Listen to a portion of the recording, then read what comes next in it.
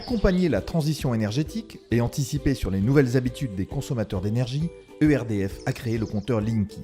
Combinaison d'équipements électroniques et informatiques, nos compteurs électriques seront désormais communicants. Les fils installés dans nos domiciles, à travers lesquels passe le courant qui alimente nos appareils électriques, serviront également à faire circuler les informations vers le compteur Linky. C'est la technologie dite du CPL, courant porteur en ligne. Aucune onde électromagnétique n'est donc émise dans les foyers.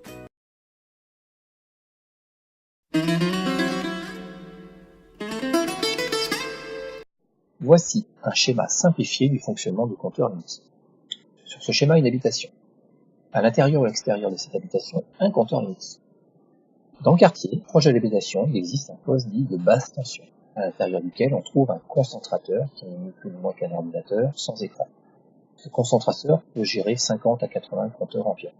Le concentrateur est relié au compteur Linky via les câbles électriques et utilise les technologies du courant porteur en ligne CPL.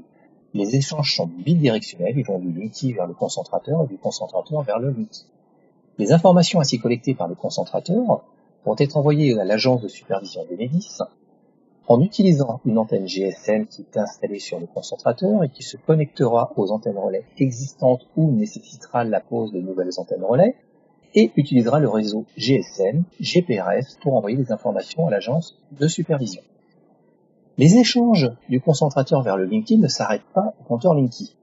Ils pénètrent à l'intérieur des habitations sur tout le réseau électrique. Ainsi, toutes les habitations connectées au concentrateur et utilisant la technologie CPL auront à l'intérieur des échanges CPL sur tout leur réseau électrique. De plus, les compteurs Linky dialoguent entre eux et échangent des informations. La communication se fait à l'intérieur du fil avec ce qu'on appelle le CPL, le courant porteur en ligne, donc qui envoie des fréquences supplémentaires qui actuellement donc notre courant est de 50 Hz et là on va parler donc pour la première génération du CPL de 63 000 et 74 000 Hz, donc vous voyez le bon, hein, de 50 à 63 000 ou 74 000, et puis pour la G3, la troisième génération, parce qu'il n'y a pas de 2 visiblement, eh bien, c'est ce qui est déjà en train d'être déployé maintenant. C'est 36 fréquences, vous imaginez l'effet cocktail, 36 fréquences entre à peu près 35 000 Hz et 95 000 Hz. Donc, ces fréquences passent dans les câbles du logement, elles passent dans tous les câbles et elles sont en fait rayonnées. Parce que les câbles ne sont pas faits pour en fait avoir ce genre de fréquence. Au-delà de 1 kHz, au-delà de 1000 Hz, ils rayonnent énormément. Et vous allez avoir en fait des rayonnements sur 2 mètres, 2 mètres 50 à peu près de l'ensemble des câbles. Donc ceux qui passent dans les murs, etc. S'ils ne sont pas blindés. Un concentrateur installé dans un poste de distribution enverra ponctuellement un message à ERDF, une fois par jour, pour communiquer au gestionnaire de réseau la consommation électrique journalière du domicile.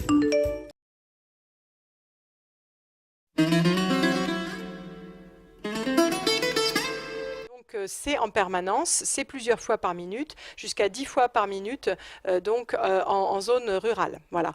Vous avez zone rurale, zone urbaine, c'est à peu près pareil, entre 4 et 10 fois par minute. Alors ces impulsions-là, elles servent à transmettre des informations. Si on les fait passer, c'est parce qu'elles servent à transmettre des informations. La Commission de régulation de l'énergie, quand elle a piloté un petit peu le passage, on va dire, de ces fréquences dans les câbles, au moment, en 2011, donc du lancement de ce projet, puisque la phase de test date de fin 2010, elle recommandait la mise en place de filtres. D'accord ? Seulement, ça ne rentrait pas dans les Linky. Les Linky n'étaient pas assez grands pour permettre ça. Donc pour le moment, c'est passé à la trappe et donc pour le moment, le courant porteur en ligne pénètre dans les logements.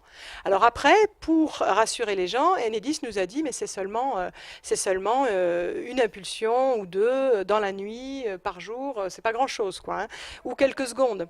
Le problème c'est que c'est pas ça du tout. Vous voyez, chaque concentrateur est associé à toute une grappe de compteurs Linky, jusqu'à par exemple une centaine en zone urbaine. Et donc vous avez en fait un dialogue permanent qui s'établit entre le concentrateur et chacun des compteurs, une sorte d'interrogation, tout va bien, oui tout va bien, d'accord, avec un effet ping-pong comme ça. Et ce qui se passe, c'est que chaque compteur répond au concentrateur, mais envoie des signaux qui du coup vont dans le logement et vont également dans les câbles de tous les autres compteurs Linky de la grappe, y compris donc dans les logements des autres. Donc si vous voulez, même si un concentrateur, par exemple, interroge uniquement toutes les 10 minutes un Linky, étant donné qu'il interroge chaque Linky de la grappe à tour de rôle un peu en permanence, chaque Linky répond à tout le monde en fait. Hein. C'est un peu comme par mail, si on faisait répondre à tous et que chacun faisait sans arrêt répondre à tous. Quoi, hein. Vous voyez? Donc en fait, l'exposition de chaque personne est énormément augmentée à partir du moment où le CPL est installé dans le quartier.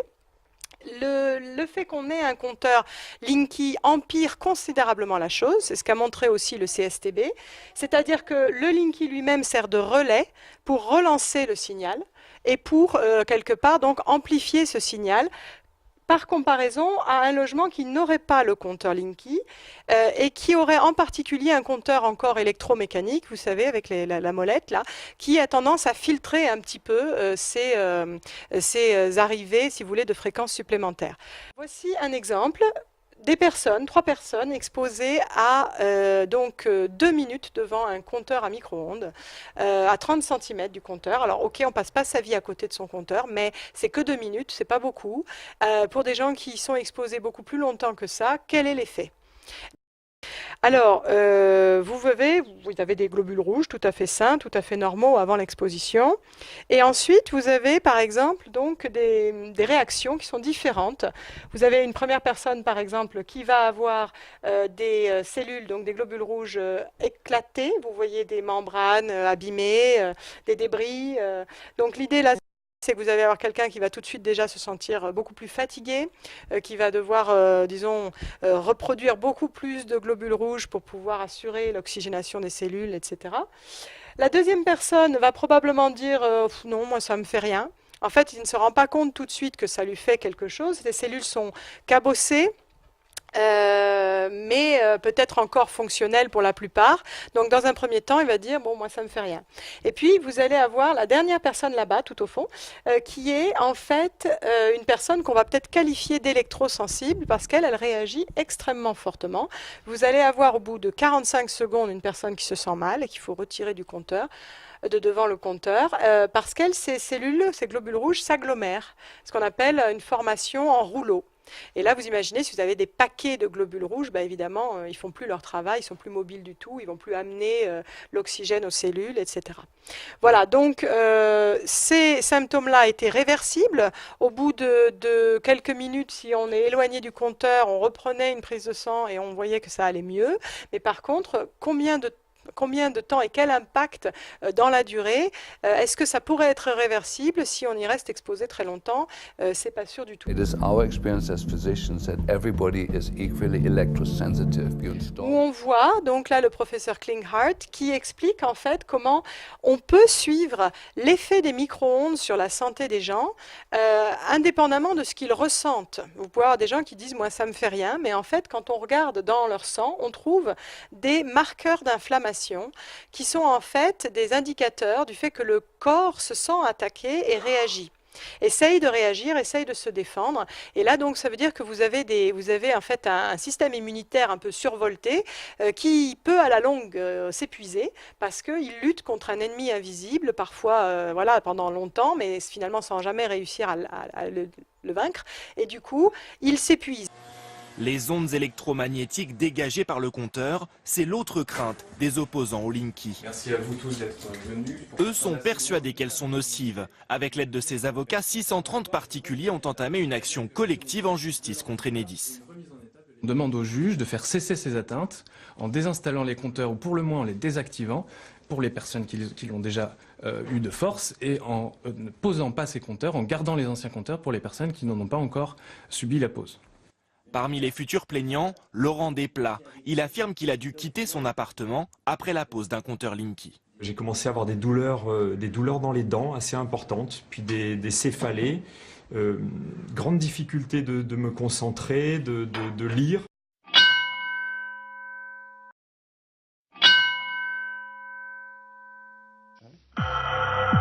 « 1978. Résolution européenne. L'amiante est un produit cancérigène. Il représente un danger pour la santé humaine et doit être interdit. 1979. Rapport de l'Institut national de la santé et de la recherche médicale. L'effet cancérogène de l'amiante est actuellement démontré. 1980. Bruxelles abaisse les valeurs limites d'exposition à l'amiante dans les usines. 1982. La Suède interdit l'amiante et certains industriels arrêtent de l'utiliser, comme Volvo pour les freins de ses camions. La preuve qu'on peut tout à fait remplacer l'amiante pour chaque utilisation. En France, rien de tout cela, car le lobby de l'amiante est toujours en action. Il a même noyauté l'Institut national de recherche et de sécurité, l'INRS. C'est le seul organisme d'État à s'occuper de sécurité au travail. Dans sa revue Travail et Sécurité, organe de référence pourtant, on mentionne à peine le risque cancérogène de l'amiante. Il faut dire que l'INRS est contrôlé par les employeurs. Au moins 100 000 autres personnes sont mortes ou vont bientôt mourir en France de l'amiante. 100 000 cercueils qu'on aurait tout à fait pu éviter.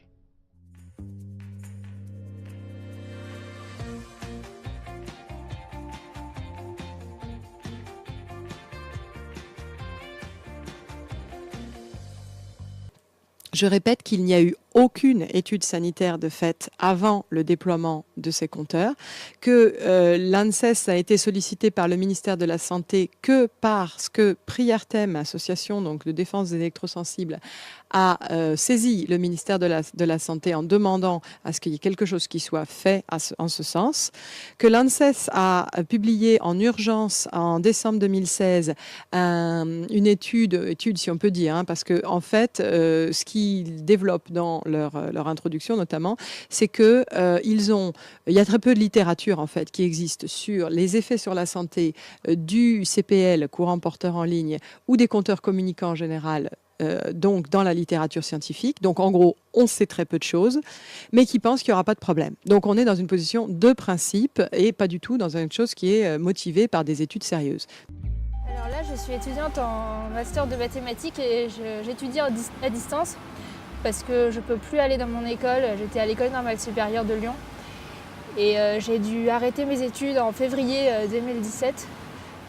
C'était à la fois à cause des ondes électromagnétiques haute fréquence dues en fait aux antennes relais et à la Wi-Fi, et aussi je pense à cause des compteurs Linky qui étaient en cours d'installation à Gerland. En même temps, je sais qu'il faut qu'on arrive à dire à tout le monde qu'il y a un vrai problème là et de plus en plus de gens qui deviennent électrosensibles à cause du Linky.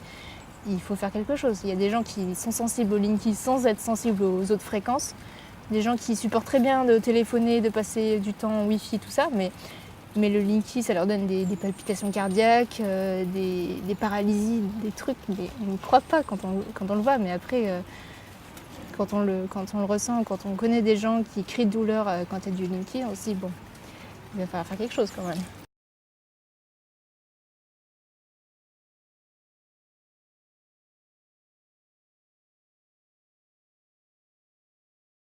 Grâce à ces informations, les factures ne seront plus des estimations, mais tiendront compte de la consommation réelle. L'usager aura donc accès à ces données de consommation, il pourra la mesurer, la maîtriser et réaliser d'importantes économies d'énergie. Un des éléments qu'on vous dit, en gros, pour faire avancer là-dessus, c'est ça va vous faire des économies. D'accord ? On est bien d'accord que ceci a pour origine, évidemment ça s'est décidé aux États-Unis, mais au niveau de la Commission européenne, il y a eu effectivement, au niveau de l'Europe, il y a eu une directive qui a été prise un peu plus tard, vers 2009 notamment, qui a défini une sorte de grande orientation, qui a demandé aux pays membres de changer un certain nombre de leurs parcs, on va dire, de compteurs, pour des compteurs communicants, mais dans un certain objectif. En fait, il fallait que ça permette aux consommateurs, nous, de savoir un peu mieux comment se fait sa consommation pour pouvoir la réduire. Voilà. Alors, en pratique, C'est un des arguments d'Enedis et des poseurs, hein, c'est obligé parce que c'est l'Europe qui nous le dit, qui nous l'impose et tout ça. C'est pas du tout obligé en fait, hein, parce qu'en plus, il y a de nombreux pays qui donnent le choix à leur population. Et puis l'idée, c'est que c'est indicatif, c'est pas contraignant. Et il faut que ce soit financièrement raisonnable, d'accord?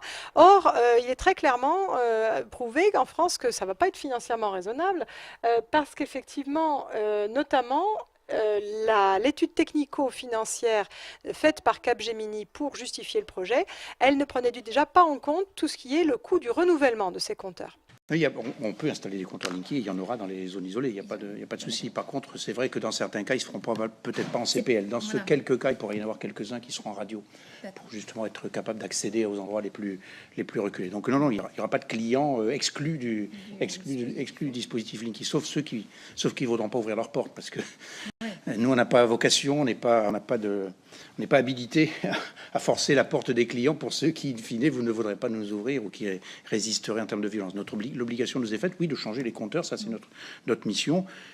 L'Allemagne n'a pas trouvé les mêmes conséquences et donc a décidé de ne pas déployer de la même manière du tout. Déjà, ça ne se referait qu'au fil de l'eau, au fil des renouvellements de compteurs, et pas un compteur où on change tout le monde comme ça d'un coup. Et d'autre part, a décidé que seuls les gros consommateurs auraient ce compteur. Alors les gros consommateurs, pour les Allemands, c'est au-dessus de 6 kW l'abonnement. Nous, ça nous paraît faible, mais pour eux, c'est beaucoup, parce qu'en fait, ils n'ont pas eu la vague de radiateurs électriques qu'on nous a développé, nous, dans les années 70 pour éponger les surplus des centrales nucléaires à l'époque. Et en fait, la moyenne nationale, c'est 3,5. D'accord, donc l'abonnement en Allemagne est beaucoup plus faible de façon générale, donc il y a beaucoup de gens qui ne seront pas concernés.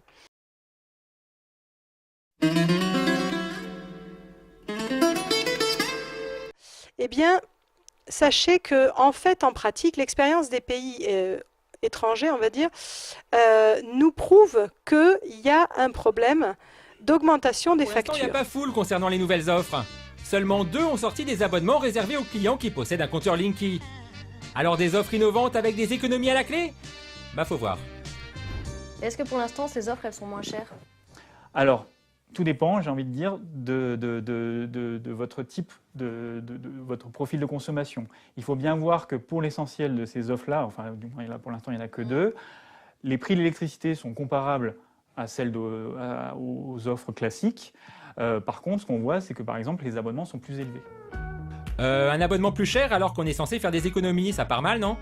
Justine, elle a demandé des explications au fournisseur en question. Je voulais savoir pourquoi, du coup, l'abonnement, il est plus cher.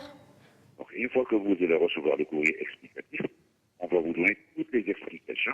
Ouais, mais je voulais juste savoir pourquoi l'abonnement était plus cher. Alors, normalement, nous n'avons pas encore, bien sûr, l'information. Donc, ça va être généralisé. Et normalement, lorsque vous allez recevoir le courrier, alors vous aurez la réponse sur cette question. D'accord, vous ne savez pas pourquoi l'abonnement il est plus cher? Oui, parce que malheureusement, il n'y a aucun client, bien sûr, pour la nouvelle génération qui va être, bien sûr, son compte va être remplacé par le Linky, nous a, bien sûr, donc il va être généralisé. Vous allez recevoir un courrier explicatif. Oui, je sais, mais l'abonnement, pourquoi il est plus cher? Une fois que le client sera concerné, que son compte va être remplacé par le Linky, il va recevoir un courrier qui lui expliquera. Donc, sincèrement, Madame Lafont, oui. Si j'avais la réponse, je pourrais vous le dire. D'accord. Une fois, bien sûr, que vous allez recevoir le courrier, vous aurez la réponse à cette question. Ouais, on a bien compris que Justine allait recevoir un courrier, mais pas pourquoi l'abonnement serait plus cher. Alors elle a appelé un deuxième fournisseur d'énergie qui, lui a donné un début d'explication. Nous gérons les offres, mais il y a une part de tarification qui concerne le RDF. Nous ne sommes pas en mesure de pouvoir justifier ce prix-là. D'accord, donc le fait que l'abonnement soit plus cher, il y a une partie qui est un frais de ERDF, c'est ça? C'est ça. Vous savez, quand on a un abonnement, vous avez des frais d'abonnement, justement, oui. Pour le compteur. Oui. Hein, c'est plus ou moins un abonnement pour la location du compteur. Ensuite, pourquoi vos factures vont augmenter? Alors déjà, il est Vos taxes augmentent, elles augmentent considérablement. Depuis quelques années, la CSPE, le TURP et tout ça, ça augmente. Vous avez déjà un gros pourcentage de vos factures qui est représenté par les taxes. La CSPE, au cours des 5-6 dernières années, elle a augmenté au plus de 200%. D'accord ? Donc, en fait, c'est en augmentation constante. Mais au-delà de ça, vous risquez de devoir augmenter votre abonnement. Parce que l'abonnement, en fait, il correspond à votre droit à consommer, entre guillemets, un certain nombre, à faire allumer un certain nombre d'appareils en même temps. Vous avez une puissance instantanée que vous avez le droit d'utiliser en même temps et qui, si elle est dépassée, avec le Linky, va entraîner une coupure immédiate de votre courant, de votre alimentation.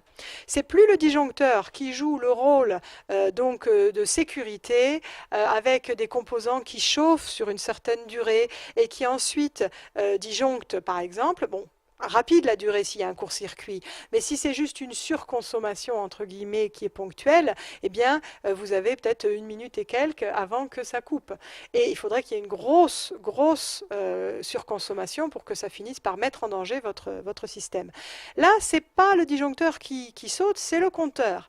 Et c'est immédiat. Et c'est d'autant plus, on va dire, pernicieux que les appareils électriques ont, en particulier s'ils ont des moteurs, ils ont une phase de chauffe en fait. Ils ont une phase où, dans un premier temps, la puissance utilisée est plus importante que la puissance habituelle. Ce qui fait que vous avez en fait, dans le premier 20 secondes au minimum, une surpuissance utilisée qui peut être par exemple jusqu'à 3 fois la puissance que vous utilisez de façon nominale avec le même appareil. Si le Linky est installé, il repère cette surpuissance et il saute tout de suite, alors que vous êtes dans la phase de pic initiale. Vous n'êtes pas dans l'utilisation nominale. Et donc, il peut arriver des cas comme ça. Vous avez là voilà, des personnes, des octogénaires, on va dire. Donc c'est un article de la Nouvelle République en Indre-et-Loire. Donc Linky use les nerfs de 2 octogénaires. Et vous avez donc des personnes qui devaient descendre 15 fois par jour pour relancer leur système parce que le compteur Linky disjonctait à chaque fois que leur pompe à chaleur se déclenchait, par exemple. Voilà. Alors sachez-le, ça arrive à beaucoup de monde, malheureusement. Et c'est pas une nouveauté parce que vous avez effectivement beaucoup de personnes qui, en Touraine, lors de la phase de test, vous avez une phase de test en Touraine et dans le Lyonnais en 2010, eh bien vous avez beaucoup de personnes qui ont dû prendre un abonnement supplémentaire, supérieur on va dire, et donc payer plus cher. Alors, on va le voir, avec cet appareil, il y a une autre raison pour laquelle les abonnements augmentent. C'est parce qu'il y a eu une sorte de petit trafic, si vous voulez, une sorte de petit arrangement qui s'est fait de façon discrète. C'est-à-dire, je vous ai dit que la phase de test, c'était 2010. Eh bien, à cette période-là, il y a quelque chose qui a changé sur toutes nos factures. Linky ou pas Linky, toutes nos factures ont changé dans les temps qui ont suivi. Les abonnements qui jusque-là étaient comptés en kilowatts sont maintenant comptés en kilovoltampères.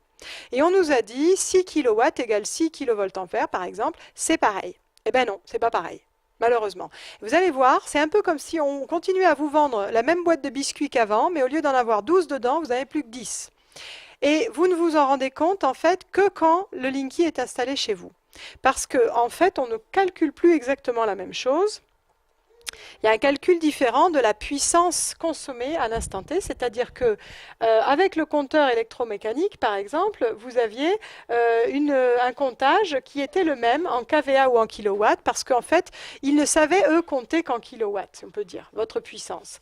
Avec Linky, on compte en kilovoltampères, la puissance utilisée, c'est la puissance apparente. Et du coup, pour un certain nombre d'appareils, ça ne donne pas la même chose. C'est-à-dire que pour tout ce qui est résistif, c'est-à-dire un four, un grille-pain, les ampoules anciennes, vous savez, à incandescence, ça ne change pas. Mais pour tout ce qui est appareil à moteur, électronique, donc là-bas, lampe fluo compacte, etc., pompe à chaleur et autres, eh bien, vous avez un composant qui est très important et qui modifie finalement la puissance instantanée qui vous est comptée. Regardez le calcul là-haut. Bon, sans rentrer trop dans les détails, si vous n'avez pas Linky, on vous compte la puissance active en kilowatts. Cette puissance active, c'est un produit donc en volts, donc de la tension, multiplié par l'intensité en ampères, multiplié par un cosinus phi, qui est on va dire un coefficient de déphasage. Bon, je ne rentre pas dans les détails, mais le cosinus, comme tout bon cosinus, il est entre 0 et 1. Donc si vous avez un cosinus qui est égal à 1, comme c'est le cas pour ces appareils-là, ça ne change rien qu'il soit là ou qu'il ne soit pas là. Mais si vous avez un cosinus phi qui est par exemple plus proche de 0,5, 0,6 comme les ampoules fluocompactes, eh ben, c'est très important parce que si on l'enlève du calcul, la puissance qu'on vous compte pour la même lampe est beaucoup plus importante que quand le calcul, vous voyez un coefficient minorant de 0,6 qui lui était appliqué. Le coefficient minorant étant le cosinus phi correspondant. Avec Linky, on va compter la puissance apparente en kVA, ce qui fait qu'on n'a plus le cosinus phi dans le calcul. Et moyennant quoi, cet effet minorant pour toute une série d'appareils ou de lampes disparaît. Et donc, mathématiquement, eh bien, on va finalement atteindre la limite de notre puissance autorisée beaucoup plus tôt. Avec 40 watts, on va voir si vous comptez votre puissance utilisée par la lampe en watts, combien vous pouvez allumer de lampe. Et puis, si on vous dit, ce n'est pas 40 watts, c'est 40 volts ampères, et qu'on compte en volts ampères, combien vous pouvez allumer de lampe. La deuxième configuration. Alors, est-ce qu'il y a quelqu'un qui veut venir lire? Je vais allumer la lampe. Est-ce qu'il y a quelqu'un qui veut venir lire ce qu'on lit sur la première ligne et sur la deuxième ligne? Monsieur, très bien. Ok, alors vous voyez, la première ligne est marquée W, c'est watts. Alors, ça évolue un petit peu, c'est ça, hein? Voilà. Alors, qu'est-ce que vous lisez à peu près? 18.1. D'accord, alors ça évolue un peu, 18.1, 18.2, dans ces eaux-là. Alors, si vous avez un abonnement de 40 watts, vous pouvez allumer combien de lampes, si on vous les compte à 18 points quelque chose? Deux lampes, ça marche, d'accord. En dessous, vous lisez quel montant? 30.3. D'accord. Et l'unité? 30.4, donc on peut allumer une lampe. Voilà, vous voyez l'unité, il y a écrit VA, donc volt-ampère. Volt-ampère. C'est ça. Voilà, donc du coup, vous pouvez allumer combien de lampes maintenant? Une lampe, voilà. Alors vous aviez toujours 40 et 40, mais maintenant, vous ne pouvez plus allumer qu'une seule lampe, si on vous compte tout ça en volt-ampère. Déployé progressivement dans tous les ménages de France, Linky est conçu comme un service public gratuit pour ses utilisateurs. Ce compteur communicant sera une brique indispensable pour le développement des réseaux électriques de demain.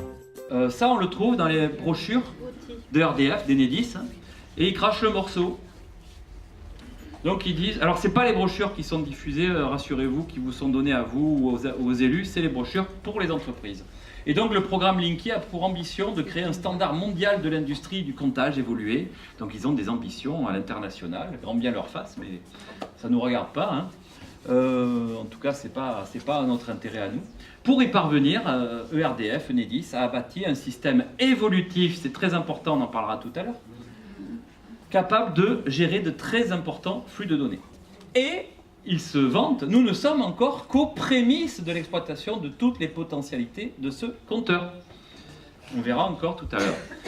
Et ils expliquent, Big Data, c'est moi qui l'ai mis en rouge, usage domotique, objets connectés, on va voir. Alors le Big Data, c'est bien simple, c'est la nouvelle guerre mondiale, celle des Facebook, Google et compagnie. C'est de capter le plus possible d'informations sur nous, sur nos vies, de faire des gigantesques bases de données dans lesquelles on nous met, sans même nous demander notre avis, avec toutes les informations possibles sur ce qu'on fait dans la vie, sur nos capacités financières, sur, etc., la composition de notre famille, et les appareils électriques qu'on peut avoir, etc., pour, eh bien, tout simplement, s'en servir soit directement les gens qui mettent au point ces bases, donc par exemple Enedis, soit pour les revendre à tout un tas de sociétés, très cher, à tout un tas de sociétés commerciales, qui vont ensuite nous démarcher à partir de ces informations. Parce que la même publicité pour tout le monde à la même heure, comme à la télévision, c'est complètement dépassé. Maintenant, ils veulent des approches ciblées en fonction de tout un tas d'informations sur nous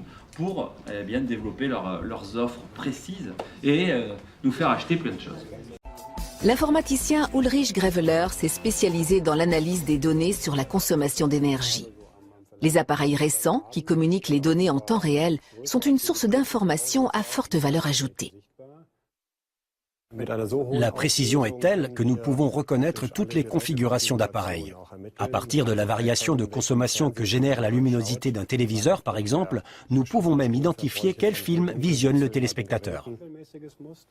Ainsi, les informations de consommation d'énergie transmises par les compteurs deviennent le miroir du mode de vie d'un foyer. De quoi intéresser les groupes énergétiques, mais également les entreprises commerciales, les commissions d'enquête et les cambrioleurs. Nous sommes d'ores et déjà, à l'instant où je vous parle, un opérateur de Big Data. Et ça s'est fait ces dernières années, en très peu de temps, qui est une nécessité. On vient de lancer le déploiement industriel de Linky, 35 millions de compteurs, autant de données multipliées par X au regard de leur fréquence, qui vont permettre de générer une masse d'informations, au bénéfice évidemment du réseau, pour le gérer justement dans un mode smart, au bénéfice des consommateurs, au bénéfice de la société, au sens capacité à agréger, intégrer ces données, au sens efficacité énergétique, au sens maillage avec d'autres données pour leur donner de la valeur, pour créer de la valeur économique, de la valeur énergétique, de la valeur écologique au global.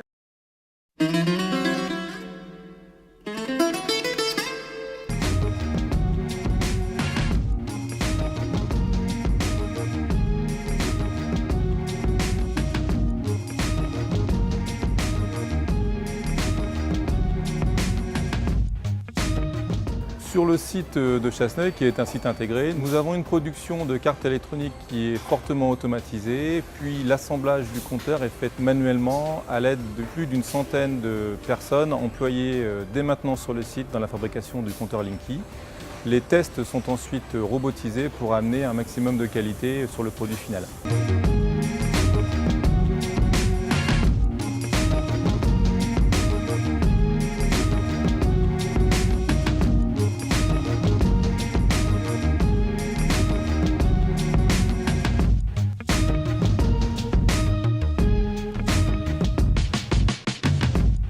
Le petit boîtier vert n'a pas fini de faire parler de lui. La mauvaise publicité autour du nouveau compteur de consommation électrique Linky connaît un nouvel épisode en Touraine avec le licenciement de 10 salariés dans une entreprise de sous-traitance qui a en charge l'installation du dit compteur. Une annonce faite vendredi dernier à la hâte suite à un simple message envoyé sur les téléphones portables des salariés. Je n'ai pas compris parce que moi je travaillais vendredi normalement et un quart d'heure avant on me dit qu'il y aura une réunion. Et j'arrive à la réunion et on me dit que dans le parking qui est là, on me dit que vous êtes licencié. Licenciement confirmé ce matin avec la réception de courriers recommandés. Donc si tu calcules aujourd'hui à vendredi, ça fait même pas 5 jours ouvrables. La direction de l'entreprise est injoignable. Le patron semble se faire le plus discret possible pour ne pas justifier certains comportements suspects, et ce dès la méthode de recrutement. Notre embauche s'est faite dans un bar. Ils sont venus dans un bar, comme si ils venaient chercher quelque chose à, on va dire, à fumer ou ce que vous voulez. Puis de là, ils nous ont proposé un travail si on faisait partie de la RSA. Des conditions très particulières. Des conditions très particulières. Et des personnes très particulières qui n'ont, à mon avis, comme c'est dans des quartiers, donc des gens qui ne connaissent pas les lois, qui n'en ont rien à foutre, quoi. Donc on peut jeter et puis faire ce qu'on veut avec eux. Qu'ils ont signé un contrat d'insertion avec la NPE en convention qui leur garantit un contrat de travail de 6 mois. Et là, on leur dit aujourd'hui que c'est fini, que c'est la fin de chantier, puisqu'on a les deux mêlés, un contrat de chantier et contrat d'insertion, alors que c'est interdit. On est inquiet, les salariés aussi, depuis déjà plusieurs mois, avec le déploiement des Linky et les compteurs Gaspard, en fait, ce sont des compteurs qui sont communicants, donc il n'y a plus de relève faite. Le problème, c'est qu'il y avait prévu que dans les 6 premiers mois du marché, les salariés devaient être accompagnés par l'entreprise pour des reclassements ou des formations. À ce jour, rien n'est fait. Des pressions sont exercées en fait sur les salariés depuis plusieurs mois. Ça s'accélère, donc on est inquiet. Donc c'est pour ça qu'aujourd'hui on est en manifestation devant le site de Nedis à Landerneau.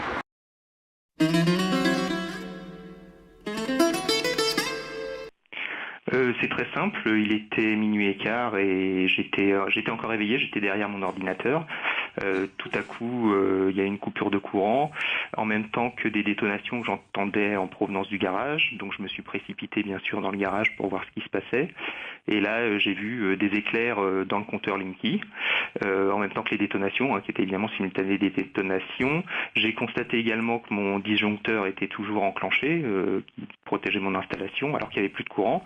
Donc je l'ai moi-même déclenché, mais ça n'a rien changé, puisque le compteur est avant le disjoncteur.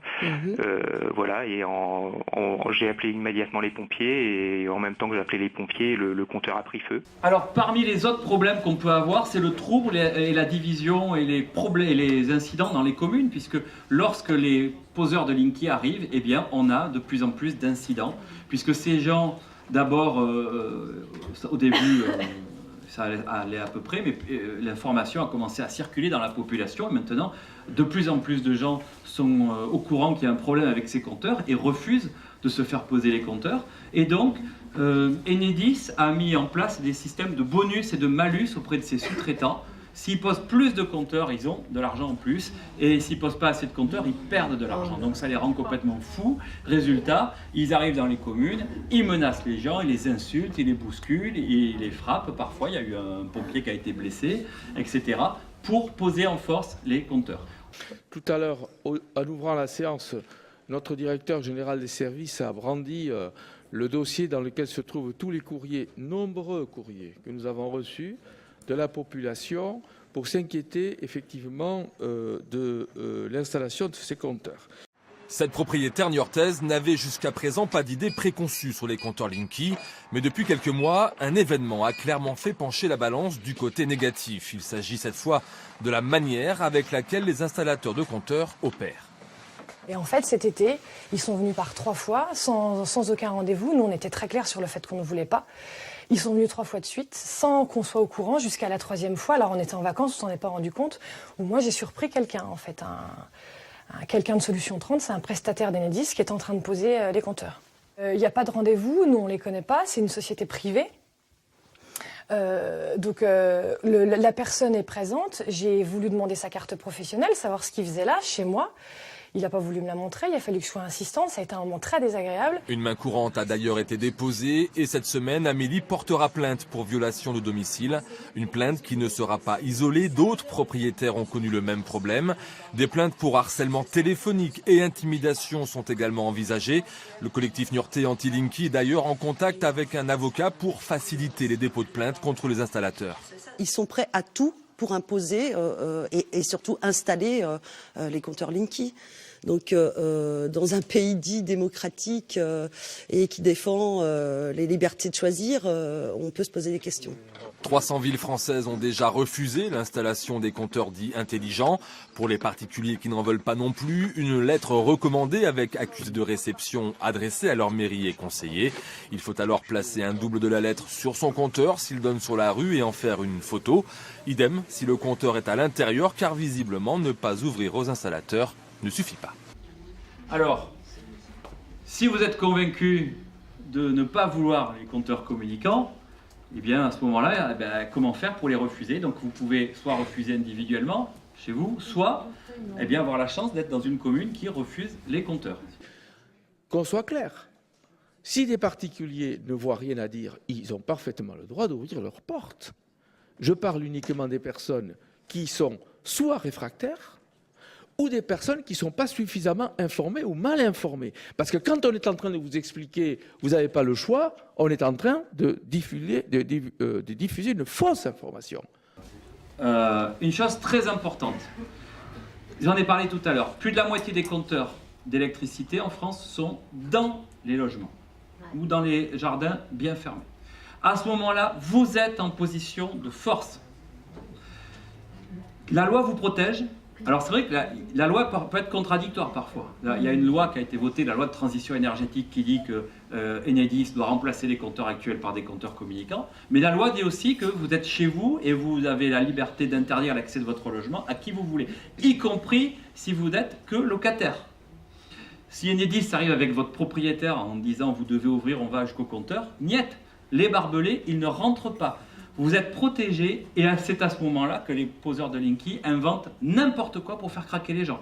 D'abord, vous pouvez avoir droit à 10, 20, 30 coups de fil par jour pour vous faire craquer.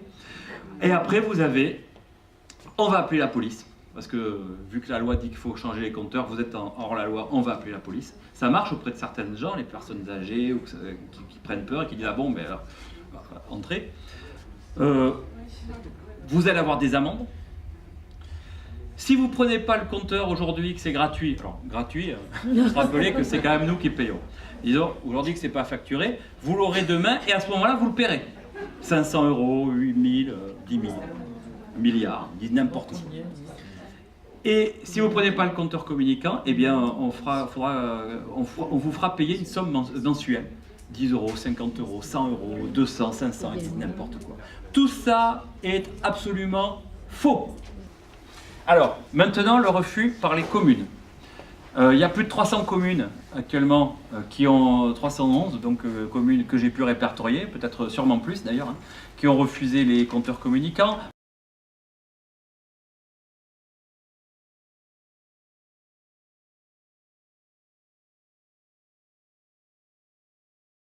Malgré les pressions, alors ce qui est très amusant, par exemple, on voit l'association des maires de France, qui est une association de maires, comme le dit bien son nom, et qui est là pour soutenir les maires, et bien qui attaque les maires en disant « Vous ne devez pas refuser les compteurs, obéissez à Enedis ». Alors l'association des maires de France, elle est dirigée par François Barouin, ça pourrait être un ponte socialiste, ça ne changerait rien. Hein. Mais c'est pas... alors c'est une association très puissante qui a des moyens colossaux, des dizaines et des dizaines de salariés, qui envoient dans toutes les communes des sortes de circulaires, comme s'ils étaient un peu une structure officielle, alors que ce n'est, comme le dit bien son nom, qu'une association. C'est pas la parole divine, hein.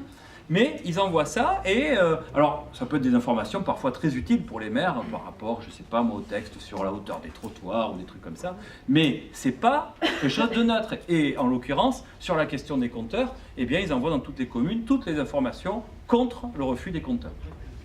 Vous avez aussi les présidents de syndicats départementaux de l'énergie. Alors dans la plupart des départements, la majorité, voire toutes les communes sont adhérentes d'un syndicat départemental d'énergie qui s'occupe de l'électricité à la place des communes, qui achètent de l'électricité en gros, et qui discute avec Enedis. Donc on dit que la commune a délégué sa compétence de distribution d'électricité au syndicat départemental de l'énergie. Et là on nous dit, à partir du moment où la commune a fait ça, elle ne peut plus intervenir, et on nous dit même qu'elle n'est plus propriétaire des compteurs.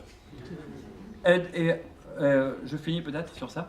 Et on nous dit, d'ailleurs la preuve, c'est marqué dans le statut du syndicat départemental, il y a marqué que le syndicat est propriétaire des compteurs. Donc il suffit d'écrire dans le statut « on est propriétaire des compteurs » pour voler les compteurs des communes. C'est un patrimoine qui appartient aux communes et c'est évidemment, ça ne marche pas du tout comme ça.